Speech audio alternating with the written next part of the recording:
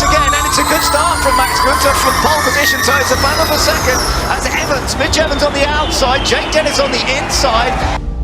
Anggota Komisi D DPRD DKI Jakarta dari Partai PSI, Justin Andrian Untayana menilai kondisi polusi udara di Jakarta berbahaya untuk kesehatan warganya, terutama pada anak-anak. Polusi di Jakarta bukanlah masalah yang sederhana untuk diselesaikan, sehingga perlu ketegasan pemerintah DKI Jakarta dalam membenahi masalah lingkungan ini. Ia mengatakan penyelesaiannya tidak mudah, perlu integrasi di banyak lini.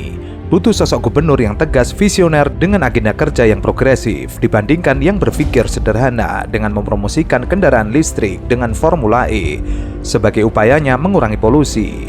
Justin menilai ada dua hal yang perlu dibenahi, mulai dari pembatasan kendaraan bermotor hingga perbaikan tata ruang DKI Jakarta yang begitu semrawut. Ia menyebut kontributor utama atas buruknya kualitas di DKI Jakarta polusi akibat kendaraan bermotor. Data Korlantas pada tahun 2022 ada sekitar 26 juta kendaraan di DKI Jakarta. Sejauh ini belum pernah ada upaya tegas dalam mengendalikan populasi kendaraan bermotor ini. Pembatasan penggunaan kendaraan bermotor bisa dilakukan dengan WFA, penegakan aturan pemilik mobil wajib punya garasi, pengentasan uji emisi, menaikkan tarif parkir, penindakan parkir liar, juga menyediakan transportasi umum yang aman dan nyaman.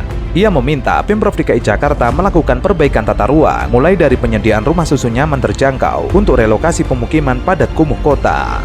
Hal yang sama juga diungkapkan Ketua Fraksi PDIP DPRD DKI Jakarta, Gembong Warsono. Ia menilai penyelenggaraan Formula E 2023 di ibu kota belum dimaksimalkan untuk mempromosikan kendaraan listrik. Ia menilai ajang balap mobil listrik itu belum bisa menggugah banyak masyarakat untuk beralih dari kendaraan berbahan bakar minyak ke bahan bakar listrik yang lebih ramah lingkungan. Ini kampanye kendaraan ramah lingkungan yang dimotori dengan gelaran Formula E. Kalau saya katakan ini belum berhasil, karena belum maksimal. Gembong menilai Formula E 2023 yang tidak maksimal itu karena PT Jakarta Propertindo selaku penyelenggara diduga kurang mempersiapkan perhelatan internasional tersebut. Salah satu kurang kesiapannya itu terlihat dari minat perusahaan swasta untuk mensponsori perhelatan tersebut. Sebelumnya, pejabat Gubernur DKI Jakarta Heru Budi Hartono mengatakan Formula yang sudah digelar 2 tahun belakangan ini merupakan salah satu upaya promosi peralihan kendaraan berbahan bakar minyak menjadi bermotor listrik. Menurut Heru, peralihan kendaraan dari yang berbahan bakar minyak menjadi berbasis baterai atau listrik dapat menjaga kualitas udara di Jakarta karena dinilai lebih ramah lingkungan. Sementara itu, kader Demokrat menyoroti pejabat Gubernur DKI Jakarta Heru Budi Hartono yang mengapresiasi event Formula E sukses digelar selama 2 hari di Jakarta. Heru Budi diminta mengaturkan terima kasih kepada sosok sebagai penggagas Formula E. Tanpa adanya Anies Baswedan, tidak ada gelaran berskala internasional itu. Jadi saya lihat, kami yakin apabila itu diarahkan untuk kendaraan umum, maka prinsip keadilan akan tercapai. Karena uang publik dipakai untuk public benefit, untuk memberikan manfaat bagi semua.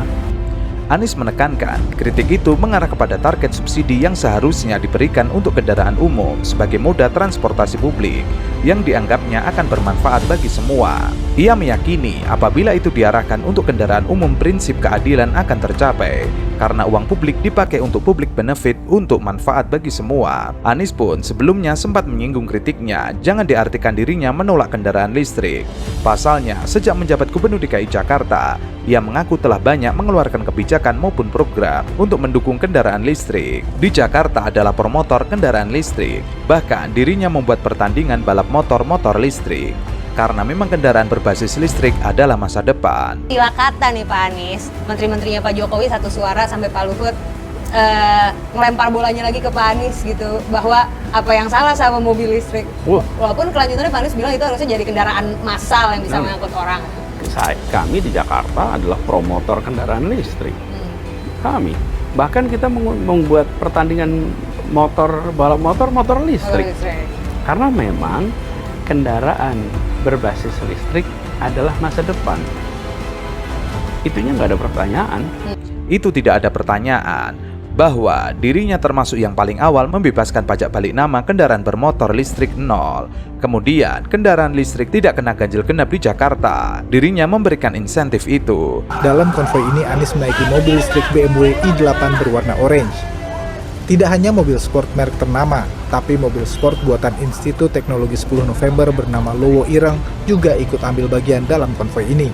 Alhasil, Anies menerangkan bahwa kritiknya yang disampaikan bukan soal penggunaan kendaraan listrik, melainkan soal kebijakan pemerintah yang memberikan subsidi bagi pembelian kendaraan listrik kepada masyarakat. Jadi kalau ditanya rekam jejak, jadi bukan cuma rencana mendukung program listrik. Rekam jejak dirinya justru bus listrik pertama kali yang mempopulerkan adalah dirinya. Jadi ini bukan soal mobil listrik, ini soal subsidi. Bahkan kita termasuk yang paling awal di Jakarta itu membebaskan pajak balik nama ya untuk balik nama kendaraan bermotor listrik 0. Kemudian untuk kendaraan listrik tidak kena ganjil genap di Jakarta.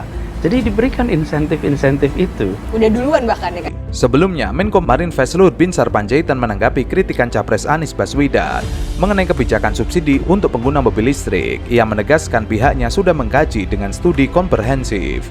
Sebenarnya mengenai mobil listrik sudah ada studi yang komprehensif. Jadi seluruh Indonesia bukan hanya di Indonesia, jadi jangan melawan arus dunia. Ia lantas menantang Anies untuk berbicara langsung dengannya. Ia mengatakan bahwa omongan mantan Gubernur DKI Jakarta tidak benar. Kemudian kita tahu negeri ini punya begitu banyak peluang. Dan pemerintah harus memastikan bahwa sumber daya yang diberikan oleh pemerintah untuk rakyatnya adalah sumber daya yang tepat. Kita menghadapi tantangan lingkungan hidup. Itu menjadi kenyataan bagi kita.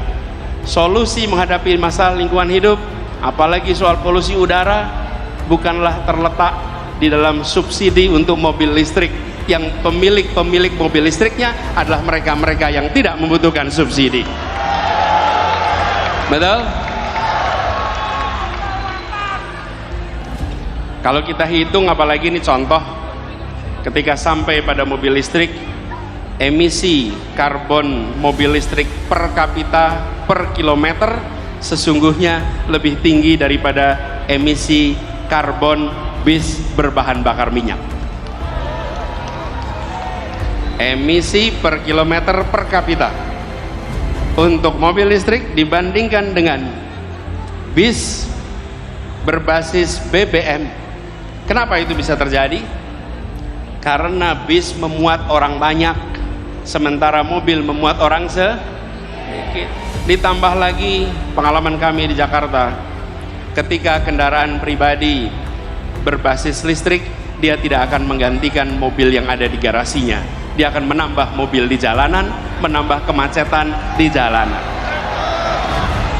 Jadi, yang didorong ke depan adalah demokratisasi sumber daya, bahwa kita mengarahkan agar sumber daya yang dimiliki negara diberikan melalui sektor-sektor yang memberikan manfaat nyata bagi masyarakat banyak.